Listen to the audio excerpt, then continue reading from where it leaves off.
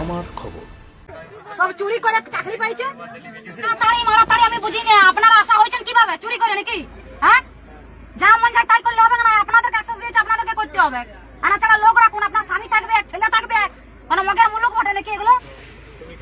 হ্যাঁ, slow flow আমি বুঝি না। আপনি একজন শিক্ষিত মহিলা বলে আপনি কাজটা পাইছেন, তার মানে আপনি চুরি করে পাইছেন কাজটা, বলুন।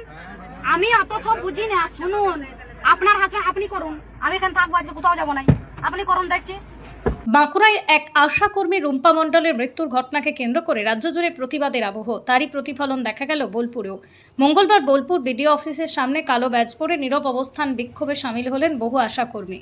প্রতিবাদী আশাকর্মীদের দাবি, মৃত কর্মীর পরিবারের পাশে অবিলম্বে সরকারকে দাঁড়াতে হবে। পরিবারের একজন সদস্যকে সরকারি চাকরি, উপযুক্ত আর্থিক ক্ষতিপূরণ এবং পরিবারের ভবিষ্যৎ সুরক্ষার দাবিতে সরব হন তাঁরা।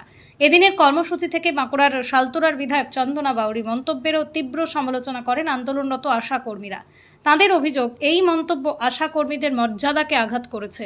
তাই ঘটনার নিরপেক্ষ তদন্ত এবং মৃত কর্মীর পরিবারের জন্য দ্রুত ন্যায় বিচারের দাবিতে আন্দোলন আরও জোরদার করার হুঁশিয়ারিও দেন তাঁরা। সবখানে জলঘোলা, যা মন যায় তাই নাকি একদম সাধারণ মানুষকে একদম হ্যারাসমেন্ট করা হচ্ছে। ভানরুয়া মানরুয়া বাদ দিয়ে ঘর ভিতরকে ডাকছে সব। আপনি আপনার ঘরকে ডাকে নিতে পারছেন, ও আর ঘরকে ডাকে নিতে পারছেন। এই ঘরে যাই পুরো মুড়ি মুড়ি খাওয়া করতে সবাই মিলে। আপনি টাকা করে পয়সা নিলে হোগা। একজন সহকর্মী সালতোরে বাঁকুড়াতে তার অকাল প্রয়াণের জন্য আমরা এই শোকসভা অবস্থান নিয়েছি। এটা একটা অবর্ণনীয় শোক, যেটা আমরা অন্তর থেকে কোনোভাবেই মানতে পারছি না। কারণ আমরা একজন আশাকর্মী, আমরা গ্রাসরুট লেভেলে কাজ করি, আমরা স্বাস্থ্য ব্যবস্থার স্তম্ভ। আমাদের আশারা প্রত্যেকেই কাজটা ভালোবেসে করে। সেই মেয়েটাকে এমনভাবে হ্যারাসমেন্ট মানসিকভাবে উনি করলেন, বিধায়ক মাননীয়া চন্দনা বাউরি, তিনি যেসব কথাগুলো ব্যবহার করলেন, এগুলো সহ্য করা আমাদের জন্য খুবই কষ্টকর। উনি কি প্রমাণ করাতে পারবেন আমরা চুরি করে সিলেকশন হয়েছি? উনি কি প্রমাণ করাতে পারবেন আমরা কাজ করতে অযোগ্য? কেন আমাদের কাজ করার মানসিকতাটাকে এইভাবে উনি নষ্ট করে দিতে চাইছেন? উনি একজন বিধায়িকা, ওনার কাছ থেকে আমরা তো নম্র, ভদ্র, সংযত আচরণ আশা করতেই পারি, কারণ তিনি একজন জনপ্রতিনিধি।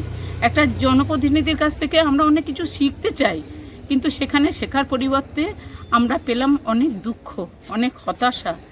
আর আমি একটা কথাই বলতে চাই প্রশাসনের কাছে, যে ওর পরিবারকে যেন আর্থিক সাহায্য দেওয়া হয় এবং তার পরিবারের একজনকে যেন চাকরি দেওয়া হয়।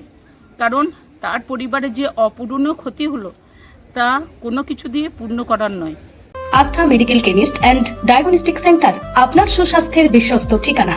অভিজ্ঞ বিশেষজ্ঞ চিকিৎসকদের চেম্বার, মেডিসিন, স্ত্রীরোগ ও প্রসূতি, অর্থোপেডিক, জেনারেল সার্জারি, শিশু রোগ, হৃদরোগ, স্নায়ুরোগ, ইউরোলজি ও কিডনি রোগ, আধুনিক ডায়াগনস্টিক পরিষেবা, রক্ত পরীক্ষা, ইউরিন পরীক্ষা, স্টুল পরীক্ষা, বিভিন্ন প্যাথোলজি টেস্ট, বাড়ি থেকে রক্তের নমুনা সংগ্রহের সুবিধা, 24x7 পরিষেবা উপলব্ধ। ঠিকানা নানুর চণ্ডীদাস রোড, রামকৃষ্ণ নার্সিংহোমের পাশে, বোলপুর, বীরভূম। যোগাযোগ করুন এই নম্বরে। আস্থা medical chemist and diagnostic centre, বিশ্বস্ত চিকিৎসা, সঠিক পরীক্ষা, সুস্থ জীবনের অঙ্গীকার।